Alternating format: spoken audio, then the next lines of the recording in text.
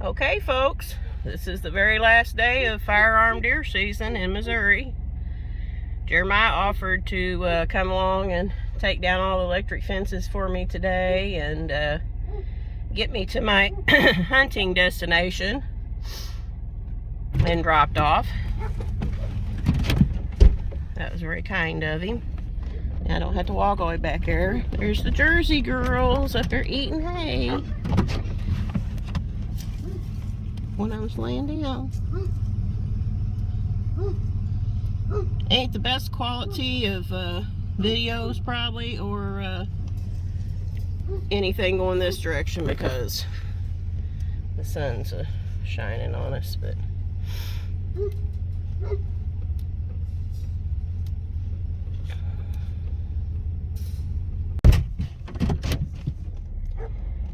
there's the big old tractor.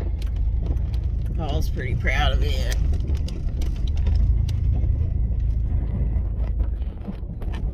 There's that shooting bench he built that I showed y'all yesterday evening.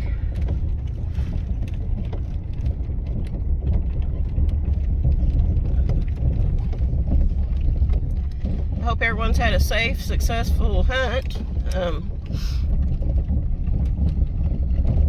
I hope I harvest one today. If not, I have alternative season, but I like to get her done today. Oakley was whining when I was locking the door to leave the house because he's getting old. I think he's 12 or 13. He don't like to be left alone, and I told him I loved him and I'd be back soon, and it was the last day of season, so I wouldn't be going for a little bit anymore. Yeah. I talked to our dog. He's our kid. He's our puppy child, so we love him. Once again, I appreciate Jeremiah taking me to my destination, and so I don't have to do all the walking. I'm pretty tuckered out here on the last day. Like I said, last 2 days I've been like, I'm not going tomorrow. I'm wore out, but I can always wind up going. Yeah, these little electric fences. And there's a little sapling there that needs cut. When I was trying to take it down yesterday, it was getting hung up on that and the sawbriars, and kind of had to do a little curly shuffle with it to get it around the sapling and then back. But these little electric fences, I take them off one at a time. Look at that, he took all 3 off at a time. I guess I just always think I'm going to get them tangled up doing that, and I would. Yeah, sometimes it's the small things. But, I enjoyed walking through it yesterday. I was thinking, I thought this is so pretty. That straw looking color of that bee doll when it's dried out. In contrast with them beautiful blue skies. We feel blessed any day that we can be out here hunting. I'm glad I had the health to hang out through it. I'll pay for it for a few weeks, but I'll manage. Here we go.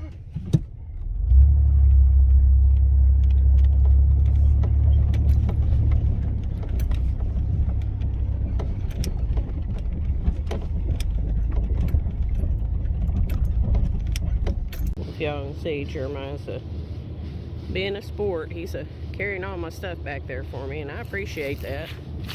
I am awful tired today. I'd have made it, but it was a blessing having doing it. I appreciate it. Paul does it too, and I do it whenever nobody else is around. I always have carried my own things to the woods, but they like to try to take care of me.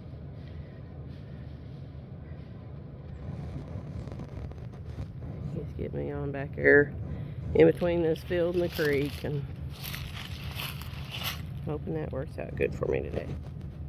I don't even know if you can see him in this video. Like I said, we're out here where the sun's shining. There he is. This sun is shining in the wrong direction for us to get he's thinking about it as he's doing it. Yeah, the sun's shining, taking the videos towards the sun, and Doesn't make for as good of a video or picture, but anyhow.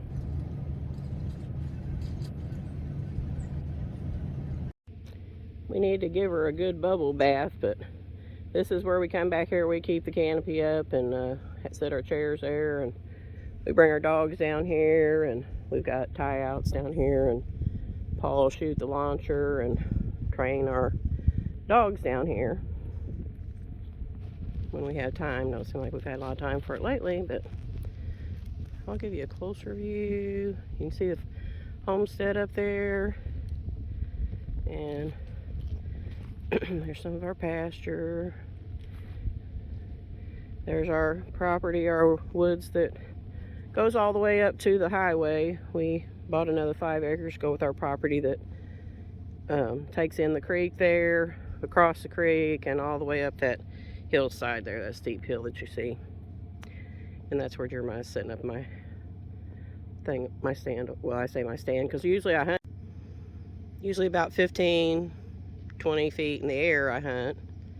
But sound like I keep repeating myself, but I've got a kind of inner ear infection, so don't think I need to be up in a stand right now, so I'm hunting off the ground. I don't think it's effective, if you want to know the honest truth, but it is what it is at this time. Gotta do what a girl's gotta do. I'll either get one or I don't.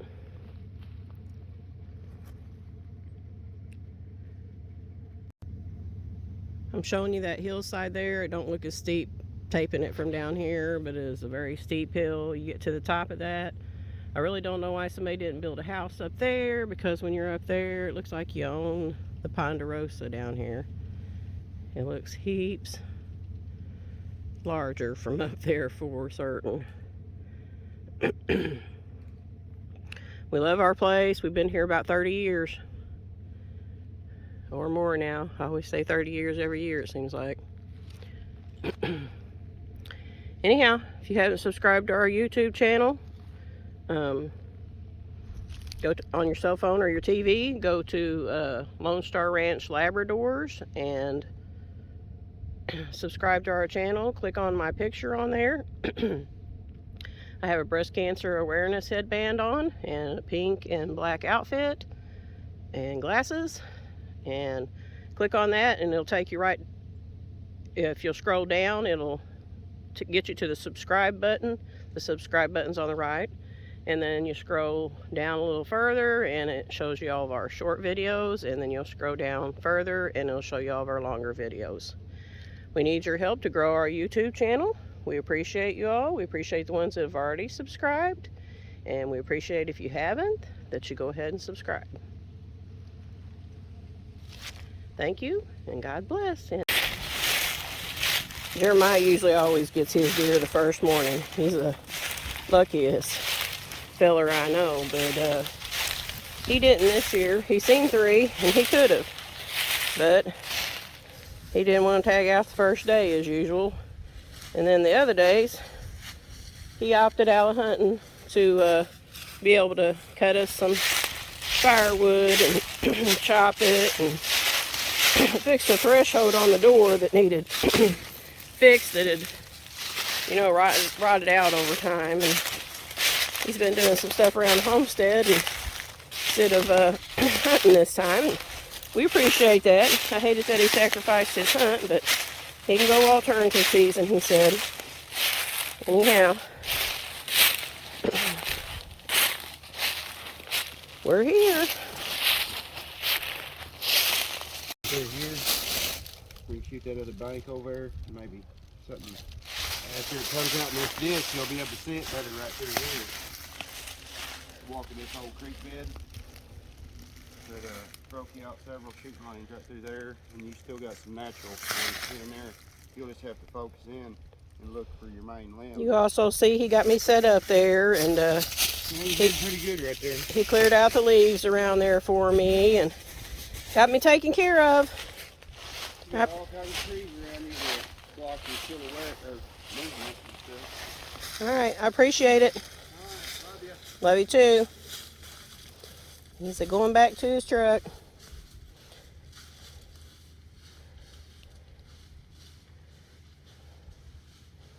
And leaving me with it.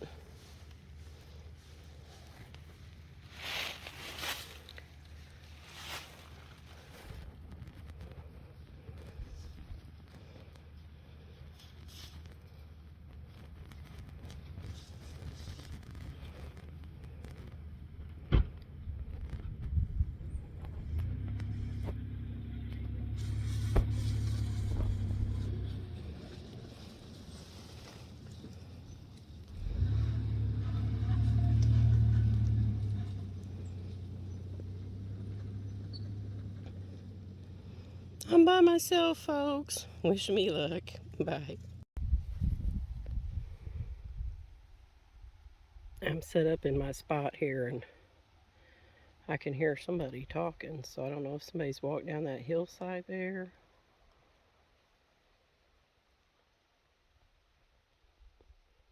It almost sounds like they're down here on our property. Hope it don't ruin my hunt. Sounds like they're either talking to somebody real loud or on the phone talking real loud. So that's great on my last day. I hope they pipe it down.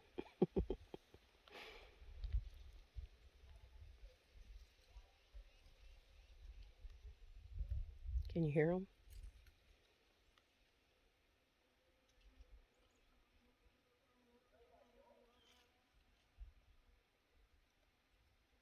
Don't see them, but I definitely hear them.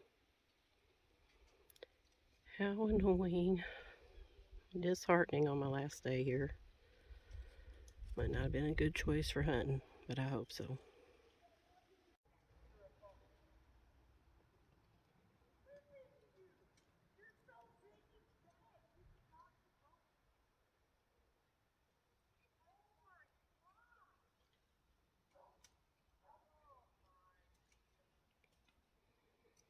Can you hear them? They're arguing with somebody. Great. That's what I want to listen to out in the woods when I'm trying to have a peaceful, relaxing hunt and enjoy nature. Screaming at somebody and fighting with them.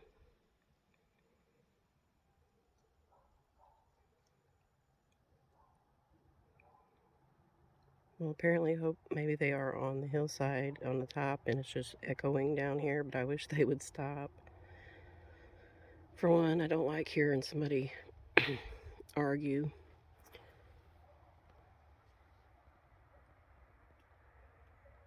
My first marriage was physically and mentally abusive, and not saying that for sympathy, I'm just saying that I kind of have PTSD from it, so even listening to something like that makes me very nervous. And I feel sorry for people if they're fighting and fussing. My husband that I've had for 20 years now, we don't do that. I could count on one hand how many disagreements we've had, and we don't yell and scream at each other or disrespect each other. It's not happening. Life's too short. You need to enjoy your life.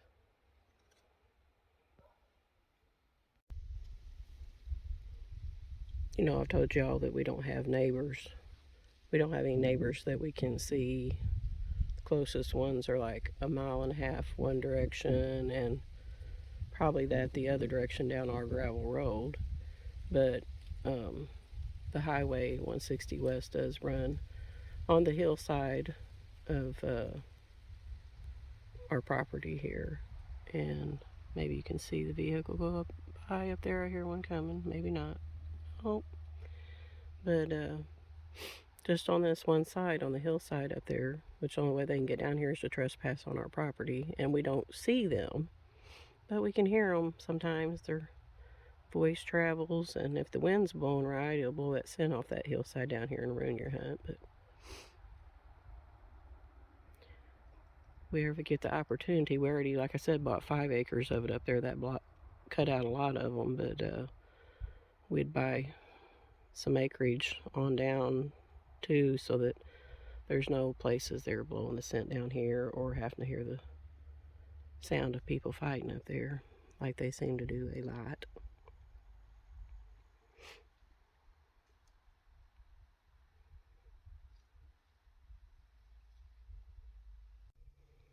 Sometimes they're so loud you can hear them up at the house if the wind's blowing just right, but not most often. But back here hunting, if they're doing it then you can hear them. But I've not had it happen too many times. The highway, like I said, is right up there, and the creek is this direction, and that's, you know, why we come up here to set up back here. This is where I told you the creek runs down. Well, in front of where I was hunting yesterday. I'm hunting in a different spot today. I was hunting in the little field yesterday.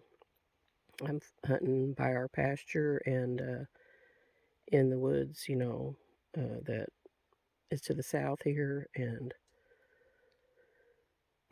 the creek runs down the south side too, and the west side of our property. And then on the east and the north side of our property is Mark Twain National Forest. So we've got creeks down two sides and National Forest on two sides bordering us. Maybe they heard me because talking about them fighting, because I haven't heard them anymore. So hopefully we're done. I didn't capture right there at the end. I wish I would have still been videoing then. You definitely would have heard him, because he had a total meltdown and was screaming at the top of his lungs.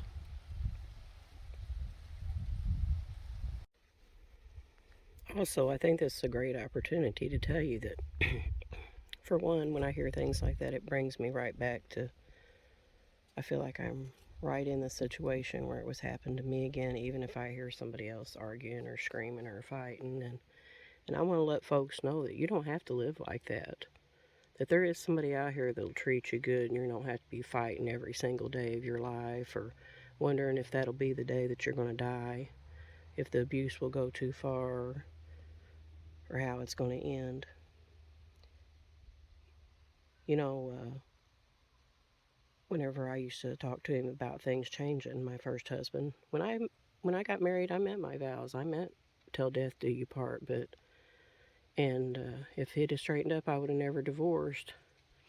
But I don't believe that God wants you to stay in a situation that, and I may be wrong, but I don't think that when he says till death do you part, that it means chance and losing your life over it, because I don't believe God wants anybody treating you that way. I know he don't. I think he means in a normal situation where you just might have some disagreements that you need to work out. He don't mean when somebody's physically or mentally abusing you. So I just want to take this opportunity to say that if man or woman, if you're being mentally or physically abused, get out. You know, I spent about 13 years in it. That's 13 years of my life I can't get back. That's 13 miserable years I lived thinking that I never wanted to get married again if that was the way it was. And whenever I would ask him about straightening up, like I started to say earlier, he would always say that I just wanted the white picket fence and that I didn't know it, but the whole world lived this way. And I don't believe that now. I know it's not true. I don't want a white picket fence. I know life's not perfect. I know that there'll be trials and tribulations, but you do not have to take verbal or physical abuse from anybody, and God would not expect you to. So get out of that relationship before your spirit or that you get, dies, or that your spirit dies, or you get murdered.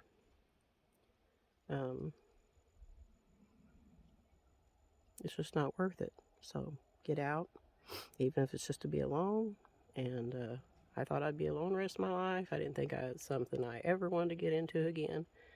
And I have the most amazing husband that God ever put on the face of the earth right now. A good husband, father, grandfather, and he treats us with respect.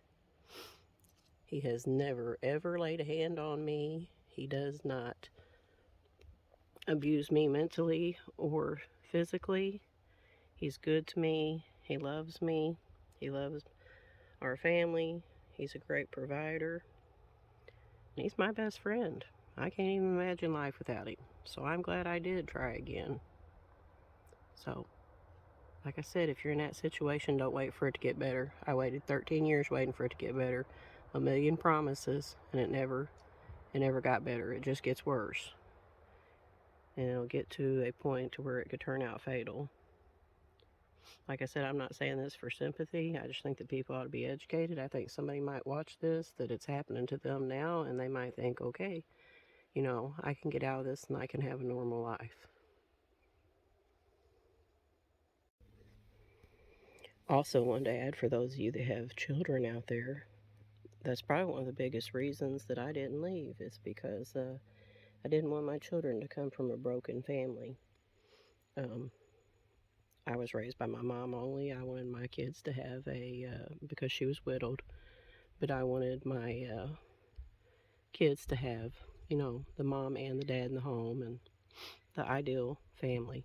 And I didn't want them to come from a broken home. But I think kids would rather come from a broken home than be in a broken home. Matter of fact, I know they would. It forever changes who they are when they hear and see things like that. And of course, I always believe the promises that things would get better, but it doesn't. I'll do a little explanation. I'm not saying there wasn't good in my first husband, because there was, or I wouldn't have married him. It was kind of Dr. Jekyll, Mr. Hyde. And I think that he suffered mental health issues, and he also was a prescription drug addict. I only say that because I want to explain why he was the way he was. And he has since passed with cancer, and we helped take care of him along with Jeremiah. Jeremiah took care of him, but I mean, we called him if he needed anything, we'd take it by, or, if he needed anything. Like I said, we talked to him a lot. We was friends in the end. Of course, I'd forgave him, because that's what God wants us to do. You don't forget, but you can forgive. And I truly believe he had said he was sorry a million times over the years. And I really always thought it was words, but he really meant it then. We all become, good friends in the end. He never remarried because he still had the, addiction until he passed. And he had told me one time that he was just afraid that, that he'd be that way in another relationship again, because he hadn't changed any of the issues that he was having when we was together. I know a lot of people fight addiction, but I'm just going to say again, get you and your kids out. If it's just you, get yourself out. If it's you and your kids, get yourselves out. Like I said, forever changes who people are. It causes you a lot of mental health issues, over the years. It's damaging, and it's not worth it. And I almost died so many times I don't care to remember. And when he finally woke up one day and said, when I don't have my narcotics, I don't even feel like I have anything to live for, I just want to die, I realized where we were prioritized in that, and that he was not going to change. I mean, he did go to rehab several times, but it wasn't because he wanted to, it's because the doctors was having him to, or I wanted him to. And you've got to want to change for yourself, folks. They just don't seem to do it for other people. It has to be when they're ready, and he was never ready. Like I said, he's gone on to glory now. I do believe that, he's in heaven. Like I said, he truly meant in the end that he was sorry, and he made things right with God. And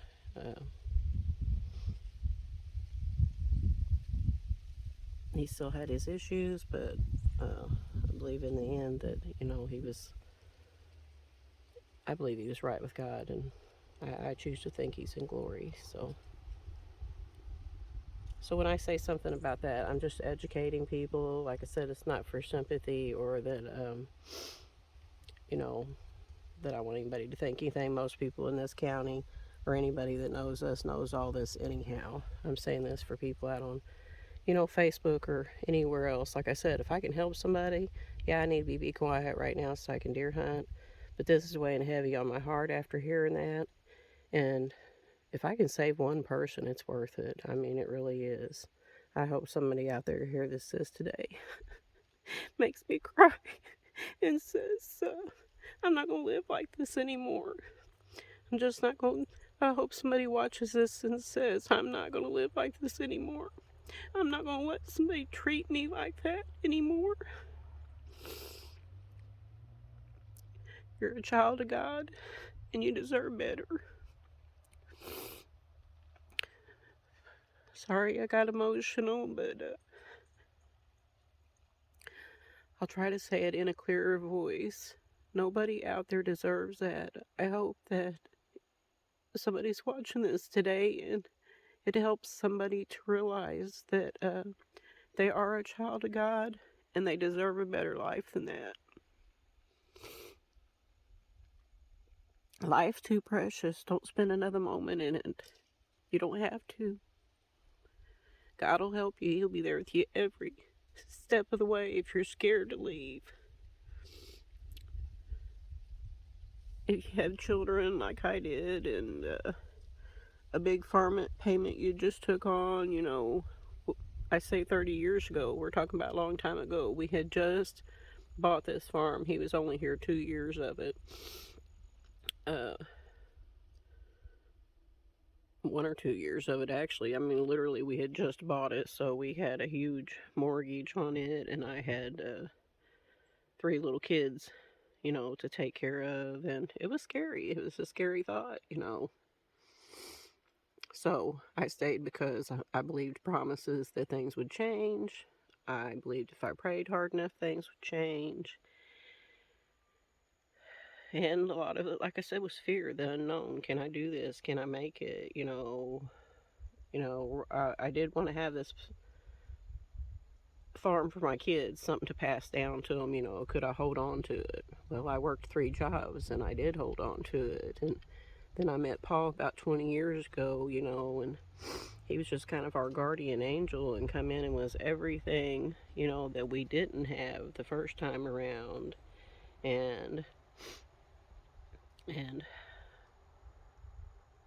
you know, he helped through the, you know, last half of that mortgage to pay it off. And, you know, now we're debt free. I say that just not boasting, but, you know, we live a pretty simple life.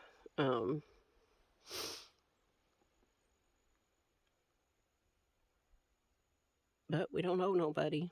We may sometimes, you know, we have our struggles, but we don't owe nobody. And I'm just saying, hang in there. It'll all work out in the end. And like I said, God will carry you through it. I mean, you don't think you can do it. You can. You're a child of God. And I mean, like I said, with the Lord on your side, you can do anything. So, again, I hope that if you're in a situation like that, you'll choose today to get out. Pray about it. Get out. You can do it. You got this.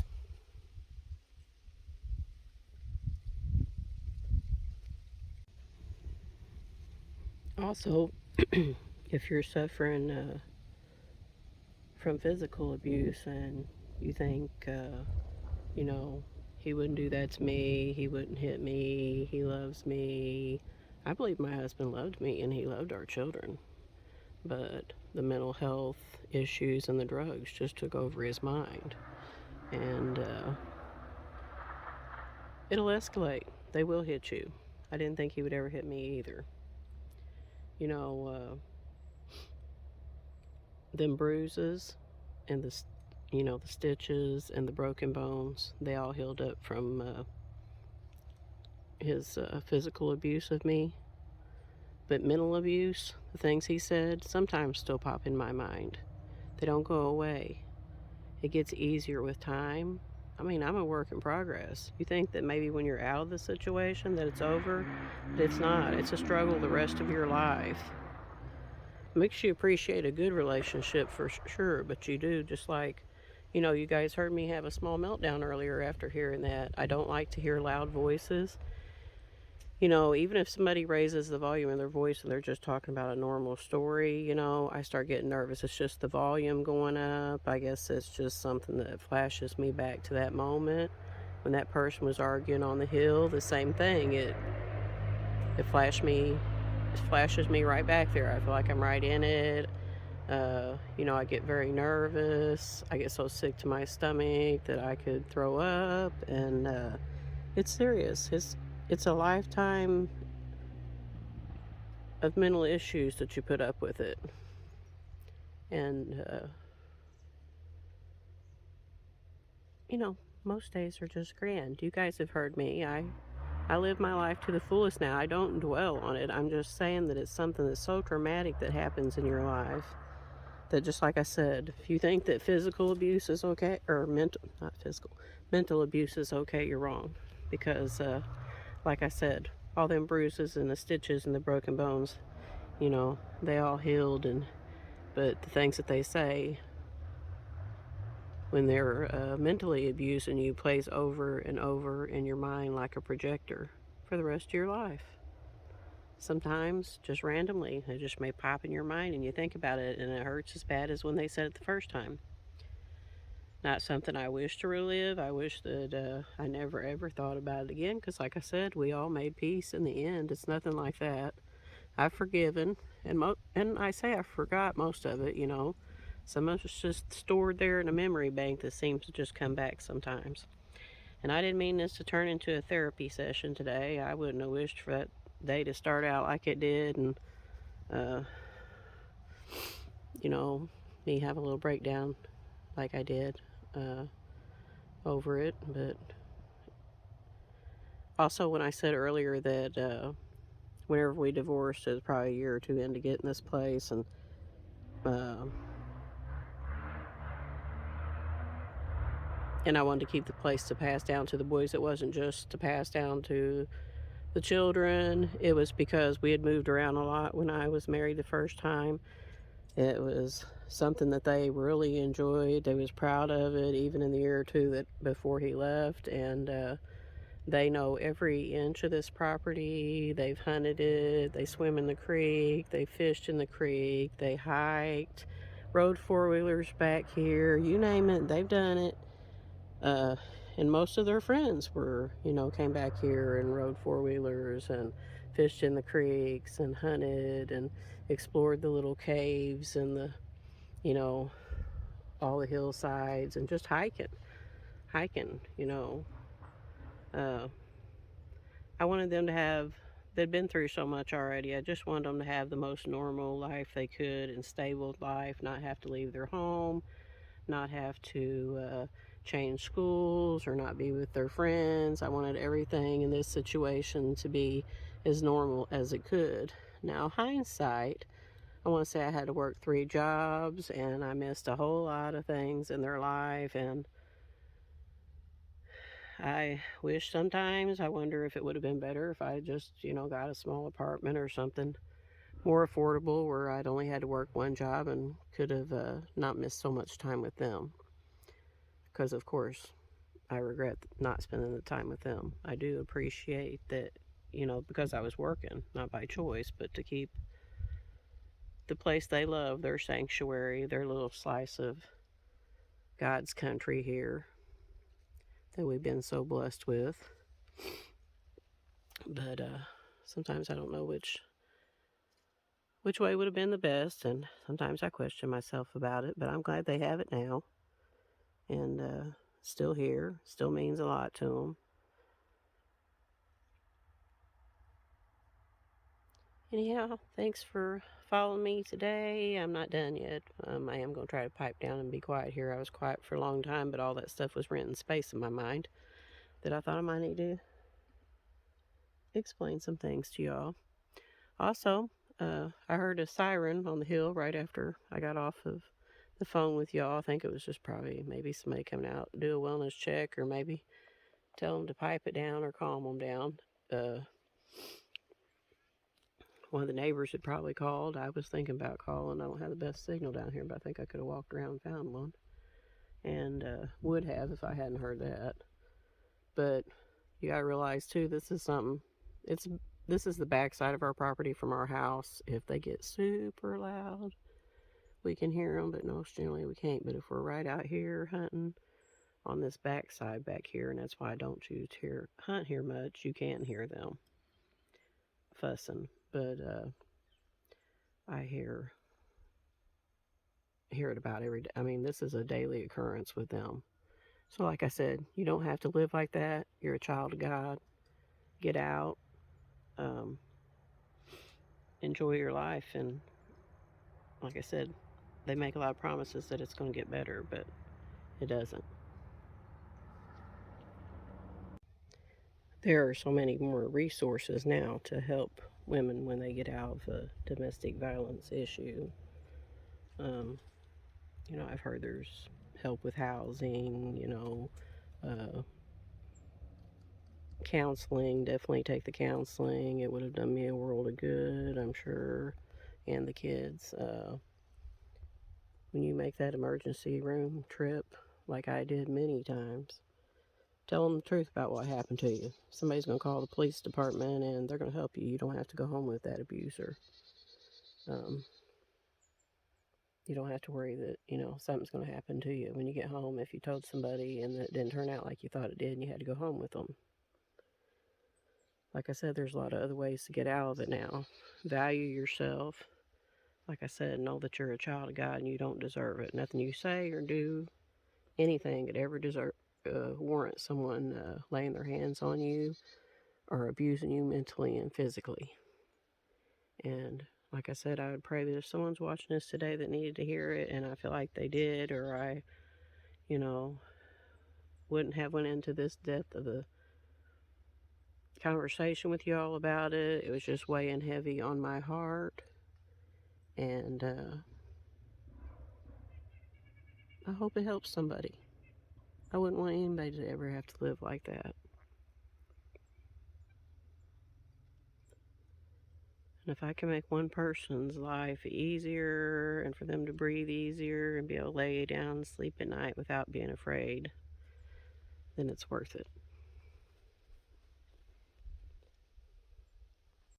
You're braver than you think. You're stronger than you know. And when you know better, you do better.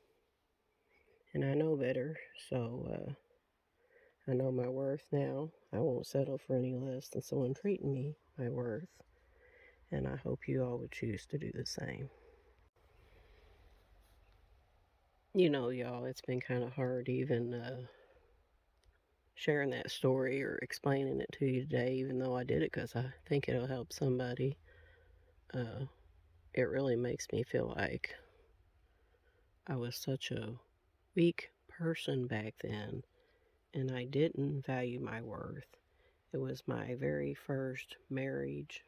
This is my second marriage. Of course, I'm meant for my first marriage to last the rest of my life. I did mean my vows, like I said earlier.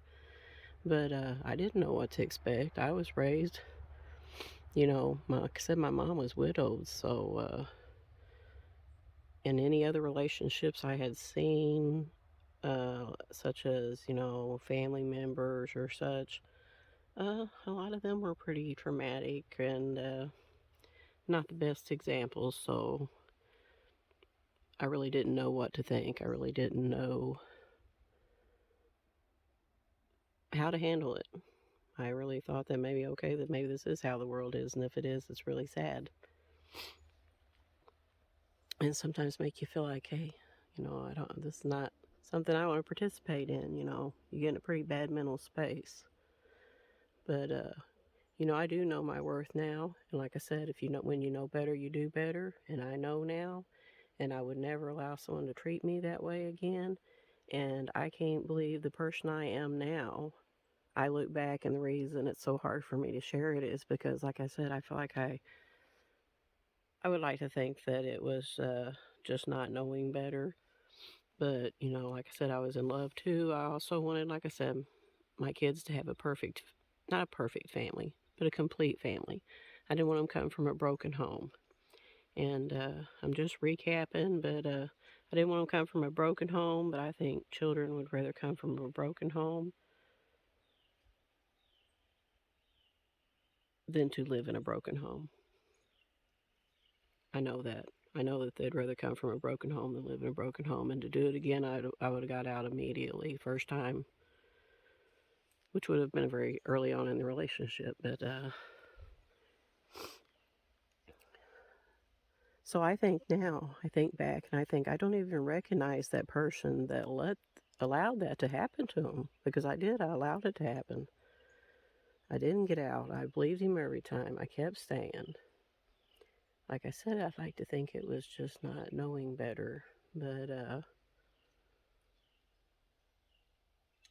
and you mean your vows. You get up there in front of your family, and, well, we did it at the Justice of Peace, but what I'm saying, you vow to family, friends, that spouse, that you're going to, like I said, till death do you part. And at that age, and before I knew better, I thought that was the worst part, and I had to deal with it. Had to make it right, had to make it work. But like I said, yeah, I barely recognize that I don't recognize that person. The person I am today would never allow, like I said, anyone to mistreat me or my children or my grandchildren. I don't have a bad temper, but if it would come to someone trying to harm one of them, yeah. Maybe that's where the mama bear come in about 20 years ago. And then when Papa Bear come, or, my spouse now come along, he stepped into the role as Papa Bear. And, yeah, we'd rip somebody's hearts out for our kids, Not literally, we wouldn't hurt I would like to think we wouldn't hurt anybody. But anyhow, we're Mama and Papa Bear, and we're gonna protect our family, and no one's gonna hurt them, and no one's gonna mistreat them mentally or physically.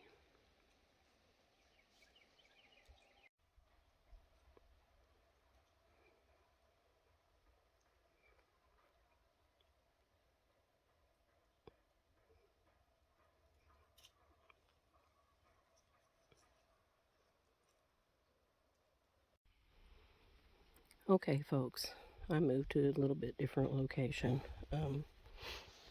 Where I'm sitting now is about 15 feet up in the air, so this is my view. This is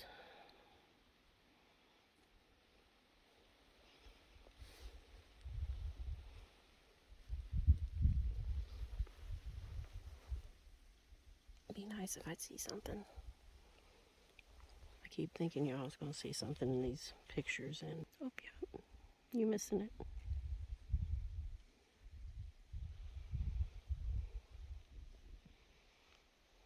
Sun's going down over there. It's pretty. It's one of my favorite things is the sun rises and sets, the sun sets.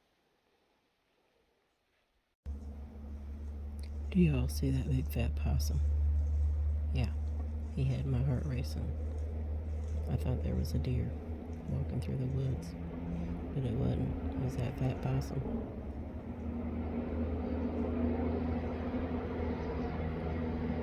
You can't see him right behind that tree right now. Maybe you can. Anyhow, he's digging around in the ground, getting stuff to eat.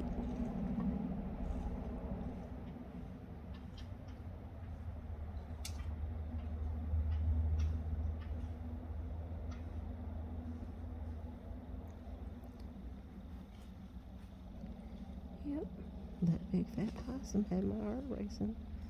Thought I was getting me a big buck. I guess I still could, but I'm running out of time. He sure got my attention.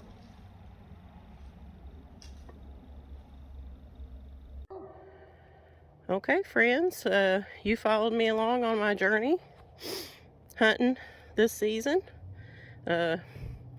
You seen me at a couple of my lows. One of them was when the hunter was missing, and I was worried about them, and kind of puts a perspective on the dangerousness of hunting. And the other one was today. And I want to tell y'all, when people told us that we needed to have a YouTube channel and share our knowledge of hunting and cooking and just our crazy family and share all that with y'all, I thought, well, I just really didn't think that anybody would be interested. Didn't know that we had anything to offer. But I want to tell you that today, and also I really didn't know if I could open up. I thought maybe if I opened up, it'd be a couple years in. I didn't expect the things that happened, like on the hunting trip today. Hearing the yelling really upset me. Because I have been abused before, it automatically, I had a panic attack. And for you all to be with me while I was having that panic attack, even though you weren't physically here, I know that our subscribers out there, our friends and family, I just felt like they were out there with me and had their arms around me and giving me a big hug and let me know I was going to be all right and praying with me. I mean, God was with me. I'm never alone. I realize that. But I do spend a lot of time alone while everybody's at school and at work. And I found out that this is kind of an outlet for me to talk to you all. I didn't realize I needed to talk so much. I was a big chatterbox the whole deer season, and I probably videoed too much, but I have enjoyed the journey. Even if I didn't get a deer, I still have alternate deer season to try to get one to help the family by putting meat in our freezer. Like I said, we don't hunt for sport, we do it for that. But I want to tell you all thank you for being along with me today. It made a big difference not being alone while I was having a panic attack. I felt like that God was with me, and like I said, y'all were with me too, even if it's not live. It just was a very comforting feeling. Very therapeutic for me, and so has this whole season. And a couple of times I'd thought about deleting everything I talked about earlier about my abuse, but then I realized that there is people out there that really need it. And I've always wanted to be able to speak out at schools or do something that let people know that's being abused, whether it's mentally or physically or both. Either way, to value yourself and to get out. Life's too short to be unhappy. Love shouldn't hurt, not physically or mentally. So that's my recap for the day. And at the end of this video, I'll share some pictures of some stuff I took that we put in our backpack. I might not have got pictures to follow it, but kind of ideas of things that we put in there, and to help you if you want to do that. And just want to say thanks again for following me, for going with me and Paul. We enjoyed taking y'all along. Maybe a little too much, but that's all right. Thanks for everything, folks. Just thanks for being there with me today. It meant a lot, made it easier. God bless. Love the Jones family.